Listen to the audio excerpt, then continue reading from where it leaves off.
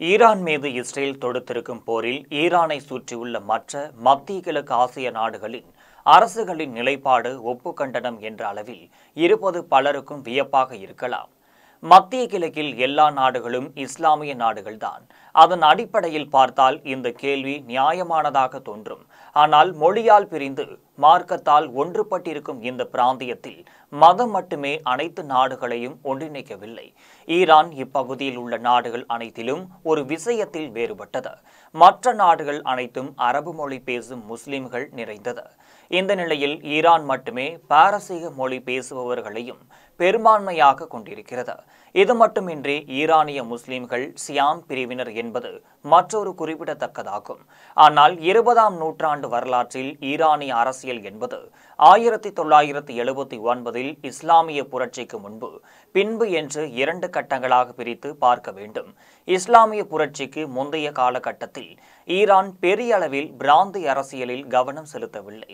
மன்னர் மொகமது ரெசா பகல்வியின் ஆட்சி காலத்தில் ஈரானின் செயல்பாடுகள் உள்நாட்டின் அரசியலில் கவனம் செலுத்த வேண்டியதாக இருந்து வந்தது. மத்திய கிழக்கு அரசியல் என்பது அந்த காலகட்டத்தில் இஸ்ரேல் அரபு நாடுகளுக்கிடையேயான முறுக்கல் நிலையை, அரபு தேசியவாதம் போன்றவற்றை மையமாக கொண்டே இயங்கி வந்தது. ஆனால் 1979இல் இஸ்லாமிய புரட்சிக்கு பிறகு அயோதுல்லா கொமேனியின் தலைமையில் இஸ்லாமிய குடியரசாக ஈரான் மாறியது. அதற்கு பிறகு புதிய அரசு ஈரானிய அரசியலில் கவனம் செலுத்த தொடங்கி வந்தது. மத்திய கிழக்கில் சன்னி சியாம் பிளவுகளில் ஈரான் தன்னை சியாம் முஸ்லிம்களின் பாதுகாவலராக கருதியது. ஈரான் இந்த புதிய அரசின் அணுகுமுறையால் மாற்றங்கள் தோன்றத் தொடங்கினர். சியாம்கள் கணிசமாக இருந்தாலும் சன்னி பிரிவினர் நிறைந்த பாத் கட்சியின் ஆட்சி அண்டை நாடான ஈராக்கில் நிலவிய காலத்தில் அந்நாட்டு அதிபர் சாம் ஹுசேனி ஈரானிய புதிய அரசின் நோக்கர்கள் குறித்தும் சந்தேகிக்கப்பட்டார். தனது மத புரட்சி அரசியலை ஈரான் மத்திய கிழக்கின் பிற நாடுகளுக்கும் ஏற்றுமதி செய்ய நினைக்கிறதோ என்பது அவரது சந்தேகம். அது மட்டுமல்லாமல் பிற சன்னி அரசுகளின் சந்தேகமும் கூடதான்.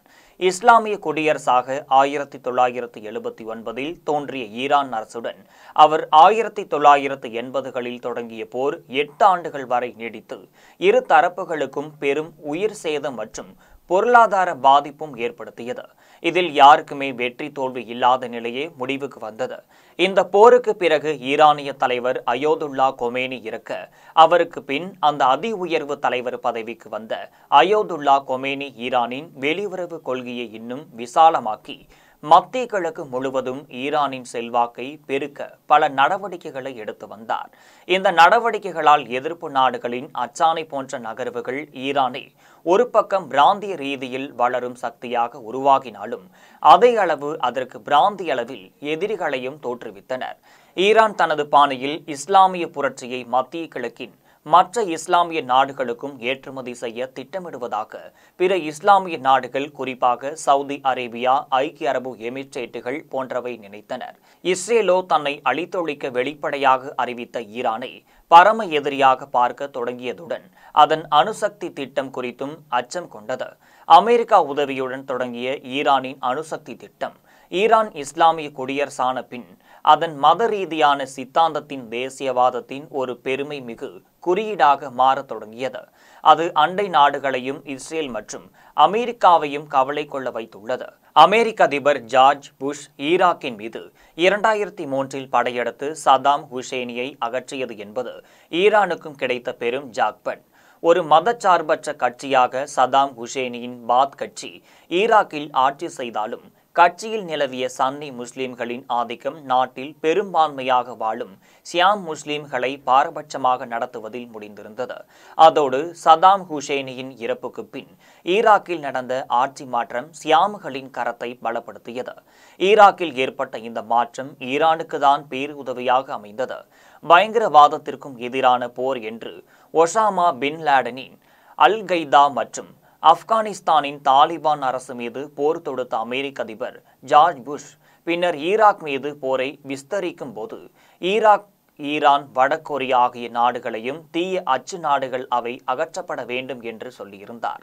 இதற்கு பதிலடியாக தான் ஈரான் தனது எதிர்ப்பு அச்சாணி கூட்டணியை உருவாக்கி மத்திய கிழக்கு பிராந்தியத்தில் புதிய மூலோபாய் அரசியல் போட்டியை உருவாக்கியது. ஈரானின் இந்த போட்டியின் விளைவாக சவுதி அரேபியா மற்றும் பிற அரபு நாடுகள் அமெரிக்காவுடன் மேலும் நெருக்கமான உறவை பேண ஆரம்பித்தனர். இது டிரம்பின் முதல் ஆட்சி காலத்தில் உச்சகட்டத்தை அடைந்த பக்ரைன், ஐக்கிய அரபு எமிரேட்டுகள், பின்னர் மொரோக்கோ ஆகிய அரபு நாடுகள் இஸ்ரேலுடன் ராஜ்ய உறவுகளை உருவாக்கிக் கொள்ளும் ஆஃபர் ஹாமியா ஒப்பந்தங்கள் என்றும் வர்ணிக்கப்படும் கூட்டுறவு ஒப்பந்தங்களில் கையெழுத்திட்டனர்.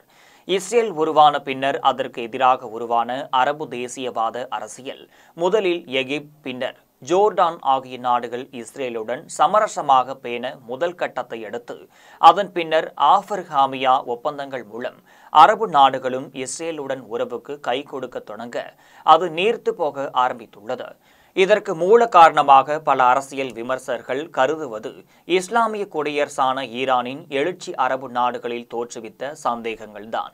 ஈரானிய கேந்திரா நகர்வுகளுக்கு எதிரான ஒரு பாதுகாப்பு உத்தரவாதத்தை நோக்கியே இந்த அரபு நாடுகள் அமெரிக்காவின் ஆதரவுடன் இந்த ஒப்பந்தத்தை இஸ்ரேலுடன் எட்டினர். மத்திய கிழக்கில் ஈரானிய மற்றொரு எதிரி நாடான சவுதி அரேபியாவும் இஸ்ரேலுடன் உறவுகளை சீரமைத்துக் கொள்ள இதே மாதிரியான நகர்வுகளை எடுத்துக்கொண்ட நிலையில்தான் 2023 இஸ்ரேல் மீதான ஹமாஸின் தாக்குதலும் அதனை அடுத்து காசா பகுதி மீது இஸ்ரேல் தொடங்கி நடத்தி வரும் பேரழிவை ஏற்படுத்த போரும் சவுதி அரேபியாவின் இந்த நகர்வுக்கும் தற்காலிகமாக ஒரு முட்டுக்கட்டை போட்டிருக்கின்றனர். ஆனால் இந்த ஆஃபர் ஹாமியே ஒப்பந்தங்கள் ஈரானின் பிராந்திய அரசியல் அஃபிலா சைகைகள் கட்டுப்படுத்துவதற்கும் பதிலாக அதன் மூலோபாய் நடவடிக்கைகளையும் மேலும் விரிவடையவே செய்வதன் என்று மத்திய கிழக்கு பகுப்பாய்வாளர்கள் கருதுகின்றார்கள்.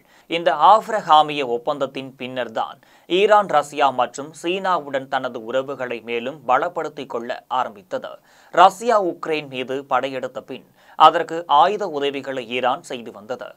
ஆஃபர் ஹாமியே ஒப்பந்தங்களுக்கு ஒரு எதிர்வினையாக ஈரான் முஸ்லிம் மேற்கு ஆசிய பேச்சுவார்த்தை அமைப்பு என்ற முன்னெடுப்பை தொடங்கியது.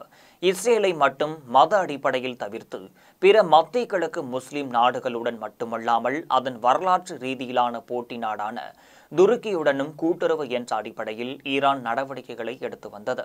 இப்போதைய அளவு முன்னேற்றம் காணவில்லை என்றாலும் ஈரான் மத்திய கிழக்கு அரசியல் சதுரங்கத்தில் ஒரு முக்கிய பங்காற்றும் நாடாக உருவாகி இருப்பதை காட்டியது. ஈரான் இந்த நகர்வுகளுக்கும் கடும் பின்னடைவு கடந்த ஆண்டு இஸ்ரேல் எடுத்த பல அதிரடி நடவடிக்கைகளால் ஏற்பட்டது. காசாவில் ஹமாஸின் இராணுவ மற்றும் அரசியல் பலம் தவிர்க்கப்பட்டது. ஹெஸ்பொல்லா இயக்கத்தின் இராணுவ வல்லமை குலைக்கப்பட்டது. அதோடு ஈரானின் முக்கிய கூட்டாளியான சிரியாவில் அதிபர் பஷார் அசாத் சன்னி கிளர்ச்சி அமைப்புகளால் ஆட்சியிலிருந்து அகற்றப்பட்டது.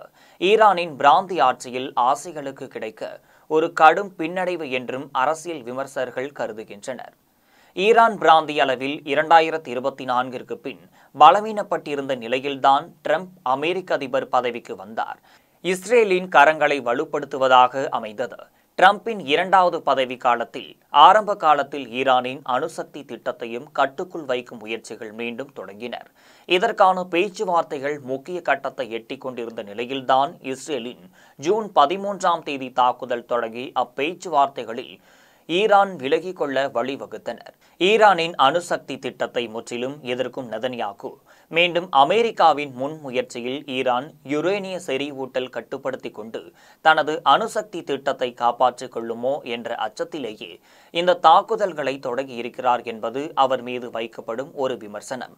ஈரானின் அணுசக்தி திட்டமும் அதன் சியாம் மதப்பிரிவு அரசியல் மூலம் மத்திய கிழக்கு பிராந்தியத்தில் உருவாக்கிக் கொள்ள நினைத்த ஆதிக்கமும் அதன் சித்தாந்த ரீதியிலான அமெரிக்கா இஸ்ரேல் எதிர்ப்பும் ஈரானின் முல்லாக்கள் அரசை இப்போது நெருக்கடியில் தள்ளியிருக்கின்றார்கள்.